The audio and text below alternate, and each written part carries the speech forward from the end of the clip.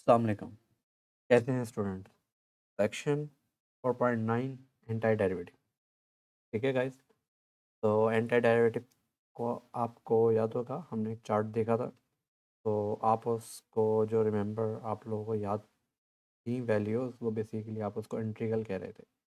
तो integral basically हम लोग फाइंड आउट करते हैं जब हम एरिया अंडर द कर्व मालूम कर रहे होते हैं। जब हम बैकवर्ड प्रोसेस कर रहे होते हैं तो हम उसको एंटी डेरिवेटिव कह रहे होते हैं। ठीक है। तो एंटी डेरिवेटिव का तरह से आप डेरिवेटिव का एक शीट है फार्मूला की, वो आपने याद की है। इस तरह से आपने एंटी डेरिवेटिव की भी एक शीट है जो कि आपने याद कर ली होगी। ठीक है। तो उसके हिसाब से चलते हैं। तो सबसे पहले मैं ऐसा करता हूँ कि ब्रेक करता हूँ। एंटी डेरिवेटिव आपको याद होगा, एफ आपके पास एंटी डेरिवेटिव होगा कब? वैन एफ प्राइम जो है वो आपके पास एफ के इक्वल आ जाए। ठीक है। सो मुझे एक ऐसा एफ ढूंढना है जिसका मैं डेरिवेटिव लूँ तो आपके पास क्या आ जाए? एफ आ जाए। तो सबसे पहले तो मैं इसे नॉर्मल पावर में लिख लेता हूँ। तो वो किस तरह से हो सकता है? वो हो जाएगा आपके पास, एलसीएम ब्रेक कर दूंगा।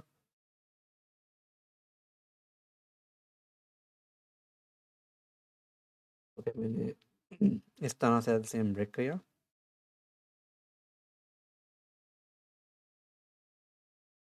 ठीक है गाइज। तो ये आपके पास हो गया 3 - 4,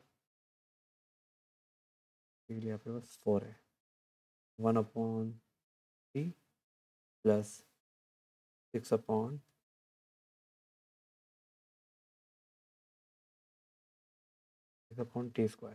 ठीक है, 50। तो बेसिकली आप किस तरह से लिख सकते हैं एक ऐसा फंक्शन?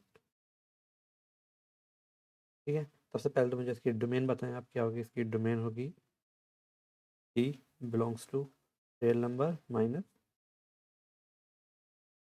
ठीक है गाइस। तो इस डोमेन के अंदर आपका जो होगा एंटी डेरिवेटिव होगा। तो एंटी डेरिवेटिव में लिख सकता हूँ, जो मेरे पास एंटी डेरिवेटिव आएगा वो बेसिकली होगा 3x माइनस ln t। ठीक है। और फिर माइनस 6 t-1। तो बेसिकली ये होगा। तो मैं कह देता हूँ कि ये t ग्रेटर देन 0 के लिए, उसकी वजह ये है क्योंकि ln है। ठीक है ना, ln हमेशा क्या होगा? ग्रेटर देन 0 के लिए काम करेगा, क्योंकि ln 0 के ऊपर डिफाइन ही नहीं होता। तो मैं यहाँ पे लिखता हूँ ये ये आपके पास बेसिकली 0 है, जो कि इंक्लूड नहीं है लाइन में। तो मैंने इसके लिए तो एक एंटी डेरिवेटिव बता दिया, मगर इस डोमेन के अभी मैंने नहीं बताया, तो मैं वो भी बता देता हूँ। मैं इसको ऐसा करता हूँ, पीसवाइज फंक्शन बना लेता हूँ। 3x माइनस ln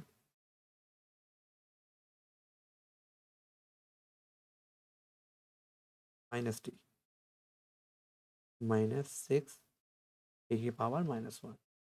और ये जब टी लेस देन 0 हो। तो ये देखें, आपने इस तरीके से बता दिया है। ठीक है। और अगर मैं इसको एक पीसवाइज फंक्शन में नहीं डायरेक्ट लिखना चाह रहा हूँ, तो एफ ऑफ टी में लिख लेता हूँ। आपके पास हो जाएगा 3x माइनस ln, ये एब्सोलूट वैल्यू ऑफ टी। ठीक है। Minus 6 T inverse. ठीक है। तो ये बेसिकली आपके पास क्या हो जाएगा? एफ ऑफ टी आ गया है। ठीक है। अब जब आप इसका प्राइम लेंगे तो आप देखिएगा आपके पास एफ ऑफ प्राइम जो है वो बेसिकली आपके पास किसके इक्वल आ जाएगा? वो आपके पास एफ ऑफ टी के इक्वल आ जाएगा। तो हम कहेंगे कि एफ ऑफ टी जो है वो एंटाई डेरिवेटिव है किसका? इस फंक्शन का। ठीक है गाइस। तो अब क्वेश्चन नंबर 18 है। इसके लिए आपने एक ऐसा कैपिटल एफ फाइंड आउट करना है जिसका आप डेरिवेटिव लें तो वो एफ ऑफ टी आ जाए। ठीक है। तो वो किस तरह से कर सकते हैं आप? आसान है ये वाला क्वेश्चन, क्योंकि आपको मालूम है। ये देखिए, मैं एक एफ ढूंढ रहा हूँ, एफ ऑफ टी। तो बेसिकली क्या हो जाएगा? माइनस का कॉज ऑफ टी। जब आप इसका माइनस कॉज ऑफ टी का डेरिवेटिव लेंगे तो आपके साइन टी आ जाएगा +2। और साइन हाइपरबोलिक ऑफ टी कब आता है? जब आपके पास कॉज हाइपरबोलिक ऑफ टी। तो इस तरह से आपने ये भी फाइंड आउट कर लिया है। जब आप कैपिटल एफ का डेरिवेटिव लेंगे तो आपके पास ये एफ आ जाएगा। तो इसका मतलब ये हुआ कि कैपिटल एफ जो है आपके पास वो एंटी डेरिवेटिव है एफ का। ठीक है, और आपने जब जनरल एंटी डेरिवेटिव लिखने होते हैं तो आप यहाँ पर कांस्टेंट लिखते हैं। ठीक है, तो मैं C1 कह देता हूँ, इसे मैं C कह देता हूँ, या फिर इसे जस्ट मैं C कह देता हूँ। इसी तरह यहाँ पर भी C लगा देते हैं। ठीक है, ये लगाना मत भूलिएगा। ओके, तो सेकंड डेरिवेटिव है बेसिकली आपने एफ मालूम करना है। ठीक है, तो फर्स्ट डेरिवेटिव बेसिकली क्या हो जाएगा, फर्स्ट डेरिवेटिव जो होगा वो एंटी डेरिवेटिव होगा सेकंड डेरिवेटिव का। तो एफ प्राइम किस तरह से आप मालूम कर सकते हैं, एफ प्राइम ऑफ एक्स हो जाएगा आपके पास 20। ओके, ये आपके पास हो जाएगा की power 4 time 4 minus 12 x3 divide by 3 plus 6 square divide by 2। ठीक है गाइस, क्योंकि मुझे पता है एक्स स्क्वायर डिवाइड बाई 2 जो ये है एंटी डेरिवेटिव है एक्स का, x cube divide by 3 anti derivative x square का, और एक्स की power 4 divide by 4 anti derivative है एक्स क्यूब का। तो थोड़ा सिंप्लीफाई कर लेते हैं ताकि मेरे पास एफ प्राइम ऑफ एक्स आ जाए। ठीक है, तो ये आपके पास हो जाएगा 5x 4x3 3x स्क्वायर। ठीक है, सो फिर से इसको एक दफ़ा और एंटी डेरिवेटिव मालूम करते हैं। तो अब आप बेसिकली आपके पास एफ ऑफ एक्स आ जाएगा, और ये क्या हो जाएगा आपके पास एक्स की पावर 5 माइनस एक्स की पावर 4 और प्लस एक्स की पावर 3। तो इस तरह से आपने इस क्वेश्चन में एफ मालूम कर लिया है with help of anti derivative. Okay guys, one of the my favourite part, graph. तो ग्राफ आपको गिवन है 51 में और 52 में, फंक्शन एफ गिवन है। तो आपने ये बताना है कि एंटी डेरिवेटिव ए है या फिर बी है 51 के अंदर। सिंपल। अगर तो मैं अगर मैं इसका प्राइम लूँ क्या वो एफ आ जाएगा, या अगर बी है इसका अगर मैं प्राइम लूँ क्या वो एफ आ जाएगा, चेक करके देख लेते हैं। सबसे पहली चीज़ जो हम करते हैं जब हम किसी फंक्शन के ग्राफ का डेरिवेटिव मालूम करते हैं तो हम हॉरिजॉन्टल टेंजेंट बनाते हैं उसके ऊपर, ताकि हमें पता चल जाए कि जो ग्राफ बनेगा वो एक्स एक्सिस पर कहाँ पे कट करेगा। ठीक है, तो आप देखें ए के अंदर तो पॉसिबल है नहीं हॉरिजॉन्टल टेंजेंट बनाना, जबकि बी के अंदर और सी के अंदर हॉरिजॉन्टल टेंजेंट बनाना पॉसिबल है। तो हॉरिजॉन्टल टेंजेंट फॉर एग्जांपल मैं ऐसा करता हूँ, इसी से बनाता हूँ। तो 0 डिग्री पे ले जाते हैं। ठीक है, तो ये आपको शायद दिख रहा हो। हम ले लेते हैं ब्लू लेते हैं, ब्लैक पेन लेते हैं।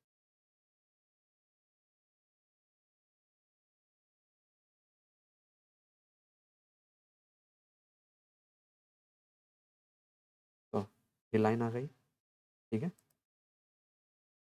नजर आ रही है आप लोगों को। मैं इसे थोड़ा सा बड़ा कर लेता हूँ। ठीक है, कंट्रोल से कंट्रोल भी कर लेते हैं। एक लाइन और आ गई है मेरे पास, मैंने एड्रेस कर दिया है इसके ऊपर। ठीक है, सी के ऊपर, और इसको मैंने टेंजेंट बनाया है बी के ऊपर। ठीक है गाइस, तो इसका कलर चेंज कर दें।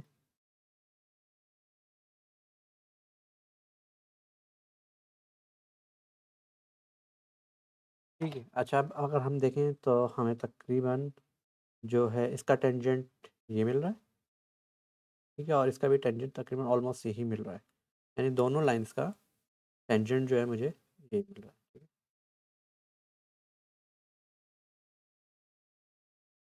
यानी मेरा जो ग्राफ एंटी डेरिवेटिव का ग्राफ होगा वो इसको कट कर रहा होगा, देखें बिल्कुल कट कर रहा है।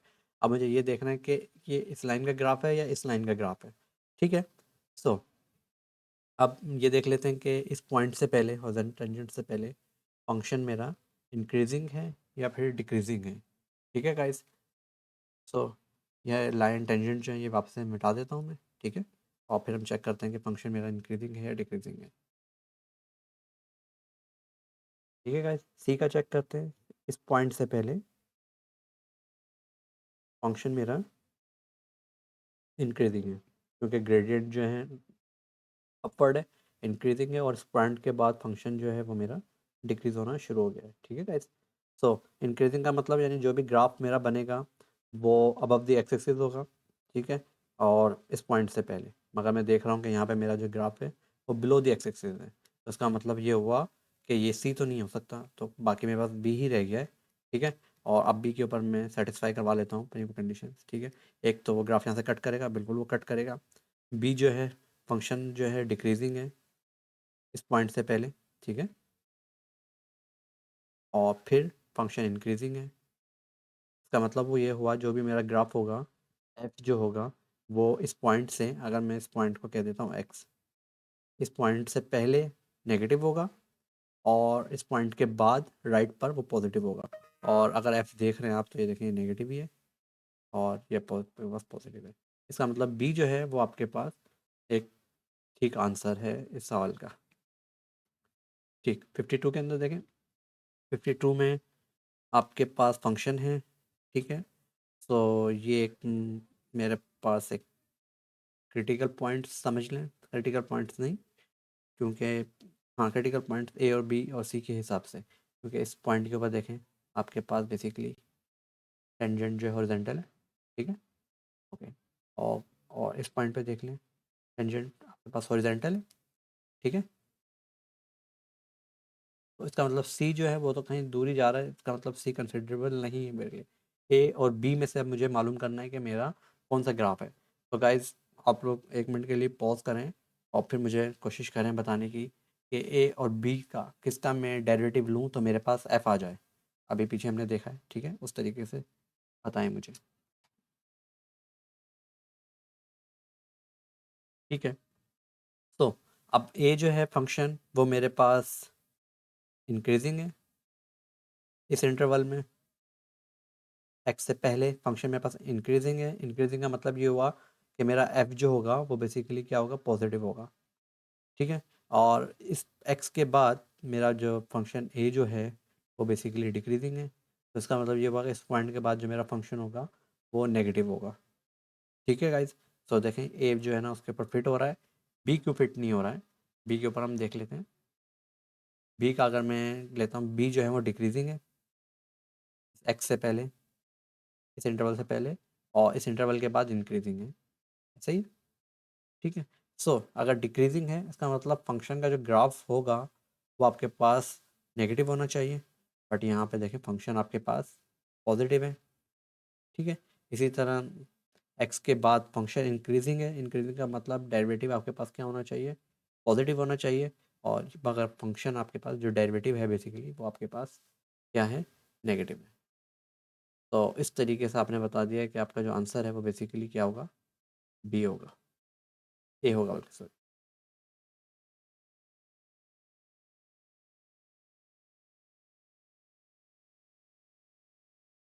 तो student, the graph of f prime is shown in the figure. Sketch the graph of f if f is continuous.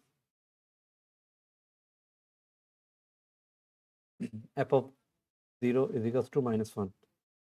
तो सिंपल ग्राफ से जो इन्फॉर्मेशन अभी आपको मिल रही है वो एक तरह से ऐसा है कि एफ प्राइम अगर आपके पास एग्जाम्पल 2 के ऊपर, इसको ऐसा करता हूँ, 2 है आपके पास, ठीक है। यहाँ पर पॉजिटिव है फंक्शन, क्योंकि ये आपके पास पॉजिटिव है, एफ प्राइम पॉजिटिव है और ये नेगेटिव है। इसका मतलब फंक्शन आपके पास इस इंटरवल में इंक्रीजिंग होगा और इसमें डिक्रीजिंग होगा। ठीक है गाइस, ऐसे ही होगा। चलिए, एक इन्फॉर्मेशन तो आपको ये मिल गई। दूसरा ये है कि सबसे पहले मैं आसान फंक्शन है, इजीली बना सकता हूँ। सो एफ प्राइम को लिख सकता हूँ मैं,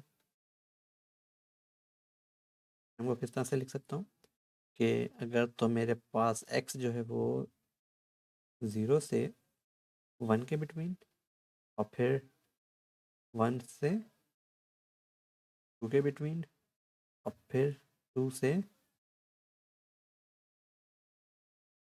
3 के बिटवीन। सो 0 और 1 के बिटवीन कोई भी आप वैल्यूज़ दें, सिर्फ आपको एक ही वैल्यूज़ मिलेगी, वो होगी 2। सही। इसी तरह 1 और 2 के बिटवीन कोई भी वैल्यूज़ दें तो आपको एक ही वैल्यू मिलेगी, वो होगी 1। ठीक है।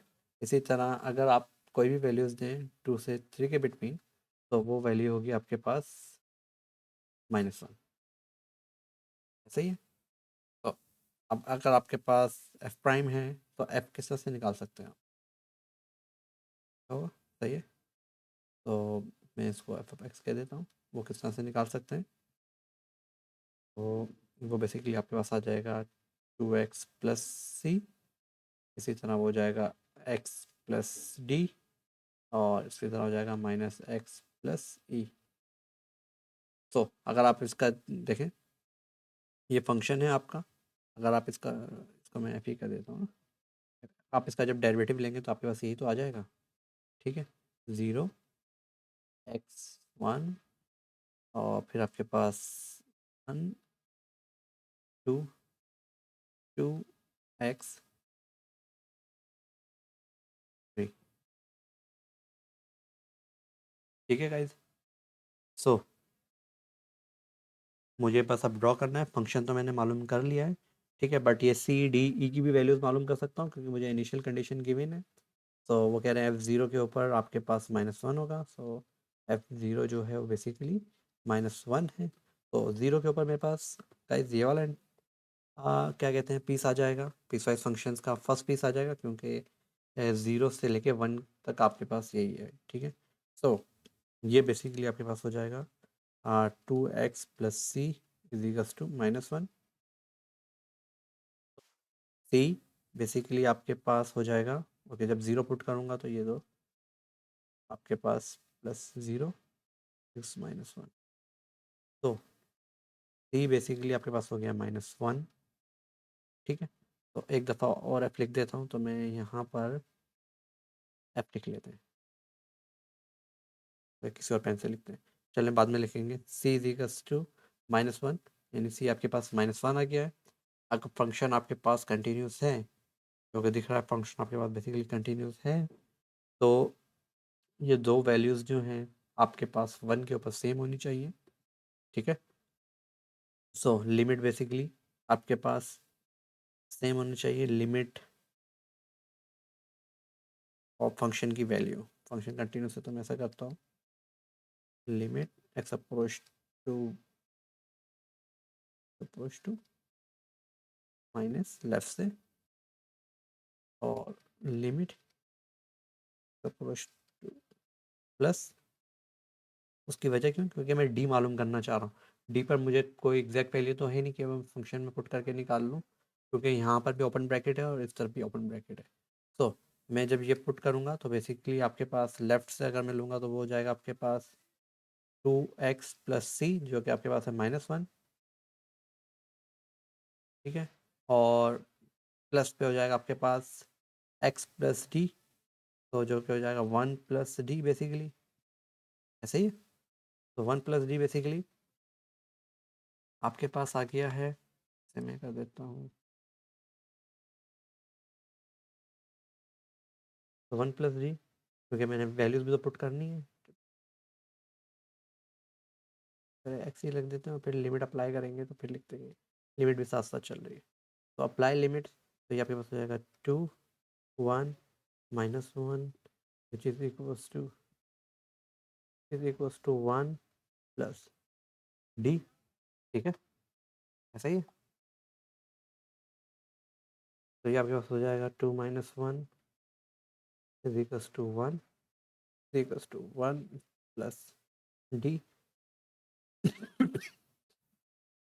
तो बेसिकली डी आपके पास क्या क्या है? डी आपके पास आ गया है, 1 से 1 कैंसिल हो जाएगा, 0। ठीक है। तो मैं एफ लिखने वाला हूँ। तो बेसिकली एफ ऑफ एक्स जो बेसिकली आया था मेरे पास, वो था आपके पास 2x -1। ठीक है। क्योंकि सी मेरे पास -1 था। और ये बेसिकली हो जाएगा आपके पास x प्लस 0, तो मुझे लिखने की ज़रूरत नहीं है। ये तीसरा पार्ट अभी हम कर लेते हैं। सही है। तीसरे पार्ट में ये मैं ऐसे ही करता हूँ कि क्या कहते हैं, लिमिट के ज़रिए ही मालूम कर लेता हूँ। और क्योंकि फंक्शन कंटिन्यूस है तो at x is equals to 2 के ऊपर, ठीक है, तो ये जाएगा limit x approach to 2 negative से और लेफ्ट साइड से, और limit x approach to 2 plus, वालेकुम सलाम,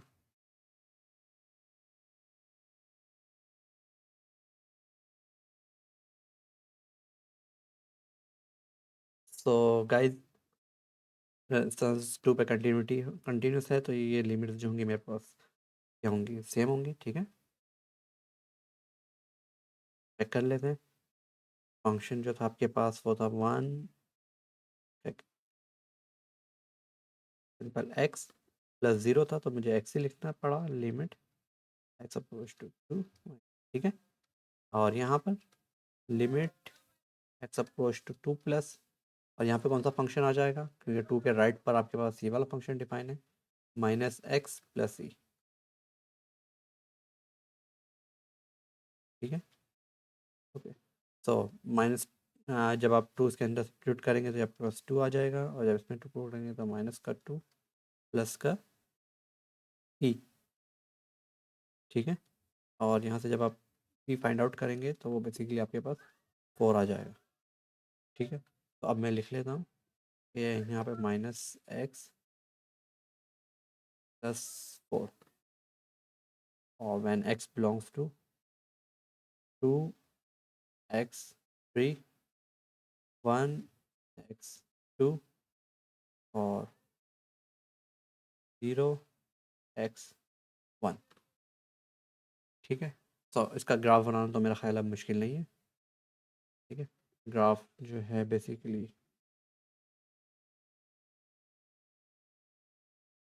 लाइन से बना लेंगे। वो किस तरीके से, 0 के ऊपर फंक्शन की वैल्यू, क्योंकि ये सारी स्ट्रेट लाइन ही है, 0 पर फंक्शन की वैल्यू क्या होगी आपके पास, हो जाएगी आपके पास -1, तो -1 यहाँ पर एक पॉइंट ही आ गया, ठीक है। के बाद 1 के ऊपर, 1 और 2 के ऊपर, ये तो आपके पास 1 से 1 है, और ये आपके पास 2 है, ये आपके पास 3 है, ठीक है। 1 और 2 के बिटवीन तो सिंपल आपके पास x ही है, ठीक है। तो और ये आपके पास 1, ये आपके पास 2, ठीक है। तो ये वैल्यूज आ जाएगी आपके पास, और 2x-1, तो 1 तक मैं ऐसा करता हूँ, इस तरह से बना लेता हूँ ग्राफ को, 0 और 1 के ऊपर मैं ये लाइन बना लेता हूँ, ठीक है। और 1 से 2 तक मैं एक स्ट्रेट लाइन बना लूँगा 45 डिग्री पर, सही, इस तरह से, ओके।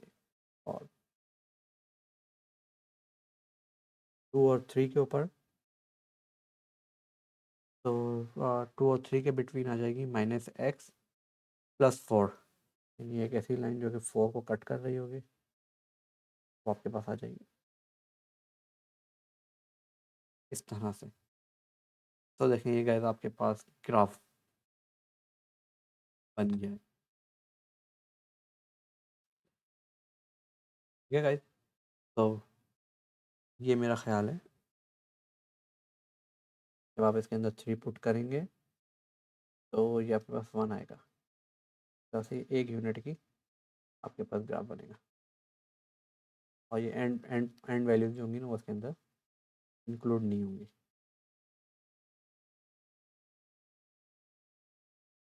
तो इस तरह से बस आपने ग्राफ बनाना इजीली बना सकते हैं, अगर आपके पास बिल्कुल एक लाइन है 2x-1, ये आपने बनानी है एक लाइन जो कि 0 और 1 के इंटरवल में होनी है, इस तरह 1 और 2 के इंटरवल्स में आपने बनानी है x की लाइन, और इसी तरह आपने 2 से 3 के इंटरवल्स के बिटवीन बनानी है -x+4 की लाइन। तो एक दफ़ा खुद से ट्राई करेंगे तो आप लोग इसको बना लेंगे। गाइस इस क्वेश्चन में क्या करना है, बेसिकली वेलोसिटी है, तो किस फंक्शंस का आप डेरिवेटिव लेते हैं वेलोसिटी आ जाती है, वो बेसिकली आप डिस्प्लेसमेंट का जब आप डेरिवेटिव लेते हैं तो वेलोसिटी आ जाती है। इस तरह से अब जब मैं फंक्शन मालूम करूँगा एफ ऑफ टी, ये बेसिकली क्या होगा आपके पास, एक तरह से डिस्प्लेसमेंट ही होगा। जब आप इसका डेरिवेटिव लेंगे तो आपके पास वेलोसिटी आनी चाहिए। ठीक है, सो एंटी डेरिवेटिव साइन का क्या हो जाता है आपके पास, माइनस कॉस एक्स, ऐसा ही है। और कॉस एक्स की जगह मैं लिख लेता हूँ टी, और माइनस कॉस टी जो है वो बेसिकली ये हो जाएगा आपके पास साइन साइन टी। तो कॉस का डेरिवेटिव लेंगे तो माइनस साइन होगा, माइनस माइनस प्लस हो जाएगा, और साइन का डेरिवेटिव कॉस होगा। बिल्कुल एस मेरे पास बेसिकली आ गया है। ठीक है, एस ऑफ टी आ चुका है।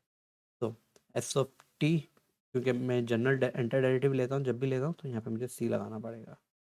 ठीक है गाइज, तो अब मैं वैल्यूज़ रख लेता हूँ at T is equals to zero, S भी क्या है आपके पास, ज़ीरो है। ठीक है ना, तो S of zero is equals to minus cos zero minus sine zero plus C. ठीक है, ओके। तो एस ज़ीरो आपके पास बेसिकली ज़ीरो ही है, और माइनस कॉस ज़ीरो आपके पास वन होता है, साइन ज़ीरो ज़ीरो होता है, प्लस सी, माइनस उधर चला जाएगा, सी आपके पास बेसिकली आ जाएगा वन। ठीक है, इस तरह से आपने एस फंक्शन जो है पोजीशन वो आपने मालूम कर ली है, minus cos T minus sine T plus one.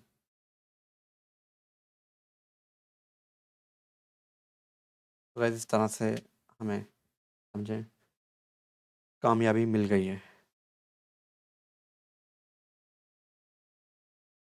और क्वेश्चंस का गाइड आप लोग ट्राई कीजिएगा, जो आपको चैलेंजिंग लगें और जो आपसे ना हो सकें, तो वो आप उसमें मेरी हेल्प ले सकते हैं।